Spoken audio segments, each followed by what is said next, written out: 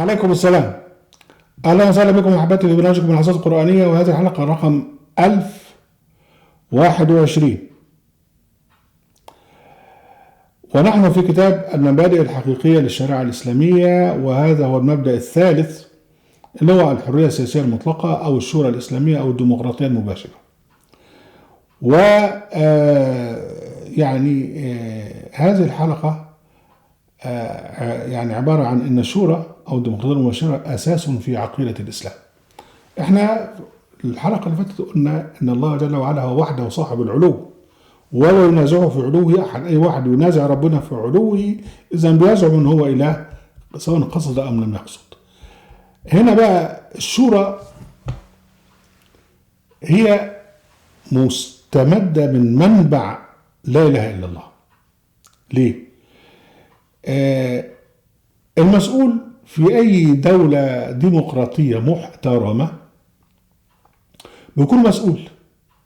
يعني في امريكا في السلطات الثلاث، في السلطه القضائيه مستقله، في السلطه التنفيذيه اللي هي الشيخ ترامب والجماعه اللي معاه، وفي سلطه التشريع او اللي هم ماسكين معاهم الفلوس بتاعت الدوله وبيصدروا القوانين اللي هو الكونجرس والسينات، ودول بقى اللي بيحاسبوا السلطه التنفيذيه. وبعدين السلطه التشريعيه بتراقبها اجهزه الاعلام، والسلطه القضائيه تراقبها اجهزه الاعلام. اهم شيء ان كل واحد مسؤول وبيناقش وممكن يرفض من مكان، ممكن يخش السجن. مفيش في حد فوق القانون. No one is above the law. ده الكلام اللي بيتقال في الدول المستبدة في الكوكب، كوكب المحمديين. الأخ المستبد هو اللي بيطلع القانون، والقانون عبارة عن حتة ورقة لا مؤاخذة يمزعها زي ما هو عايز، بيعمل دستور وبرضه يمزع منه زي ما هو عايز. وهو القانون، هو ذات القانون، هو ذات الدولة، وهو فوق القانون اللي بيعمله لأنه هو اللي عامله. هنا بيجعل نفسه قرينا لله جل وعلا. ليه؟ لأن ربنا وحده جل وعلا هو الذي لا يسأل عما يفعل وهم يسألون. ده الآية 22 من سورة الأنبياء، لا يسأل عما يفعل وهم يسألون. لما واحد يستنكف أن يسأله الناس عن فعله، هو بأفعاله بيؤثر في حياة الملايين، لأنه بياخد قرارات بتؤثر في حياة الشعب، ومش حد يقدر يسأله ويروح جاي عامل لك حتة يجيب ناس رقاصين ويقول لهم انتوا مجلس الشعب، ويرقصوا له ويسقفوا له وينفذوا اللي هو عايزه زي الملأ بتاع فرعون. ده لا يرتكب جريمة سياسية، لا يظلم الناس فقط، وإنما يظلم رب الناس لأنه يجعل نفسه إلها مع الله.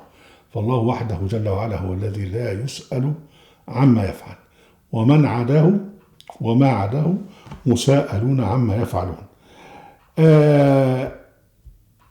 حاجة تانية، إن احنا عندنا مثال رائع جدا للنبي محمد عليه السلام، وقد كان قائدا لدولة ويأتيه الوحي، ومع ذلك هذا الوحي جاء فيه الأمر له بأن يستشير الناس، اللي هي 59 من سورة آل عمران.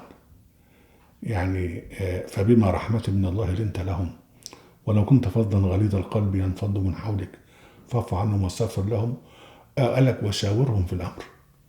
يعني النبي كان مأمورا بأن يستشير الناس، طبعا نزل وكل الناس اللي حواليه طبقا للديمقراطية المباشرة، فهو كأحد الناس وبيستشيرهم. هو القائد، هو الذي يأتيه الوحي، لكن في الأمور اللي بين الناس في كذا كذا كذا هو مأمور بالاستشارة.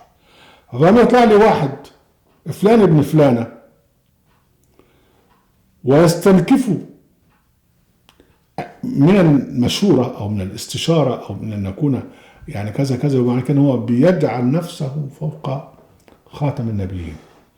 لما يطلع لك عيل عنده 33 سنة ولا 34 سنة لسه شاب غير ما يعرفش حاجة، ويتحكم في دولة بأكملها ويقتل ويبوظ في الدنيا، ويستنكف أن ينصحه أحد زي محمد بن سلمان مثلا. ده هو بيرفع نفسه فوق خاتم النبيين محمد عليه السلام الذي أمر الله جل وعلا وقال وشاورهم في الأمر.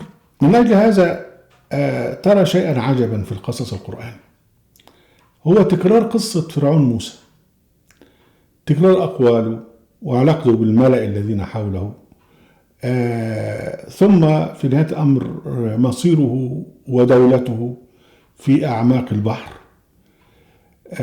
وأن يكون هذا يعني عبرة.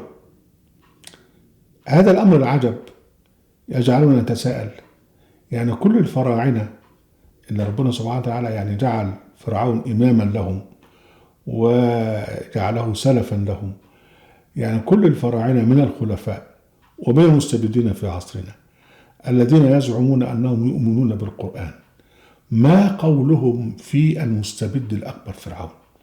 وهم يعني يسيرون كدأب آل فرعون كما قال سبحانه وتعالى في سورتي آل عمران وسورة والأنفال.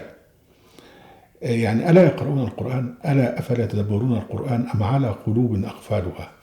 يعني فرعون رفع نفسه فوق مستوى البشر وإذا وصل باستبداله الألوهية. ألا يتعظ أولئك الناس؟ يعني احنا عندنا هنا معناها أن الشورى أساس في عقيدة الإسلام، سواء في أن الله سبحانه وتعالى وحده هو الذي لا يسأل عما يفعل، أو أن خاتم النبيين كان قائدا وكان مأمورا بالشورى، فأي واحد يستنكف من أن يكون يعني مثل النبي، ومعنى ذلك أن هو يرفع نفسه فوق النبي، يعني معناه أن هو يزعم الألوهية. أهلا وسهلا بكم أحبتي، منهجكم عصات قرآنية في قناة القرآن وموقع القرآن. لا تنسوا المشاركة بالشير واللايك، وعليكم السلام.